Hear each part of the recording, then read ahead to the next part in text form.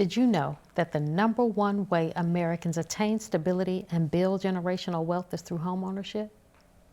Well, if that's true, and we know that it is, then what does that say about renting? What I know is that the renter builds wealth for the owner. So if you want to buy, but you don't think you can, or if you just want to know more about the process, then I want to challenge you. Subscribe right here, right now, so that you don't miss one episode of our new podcast, Buy Back Your Life.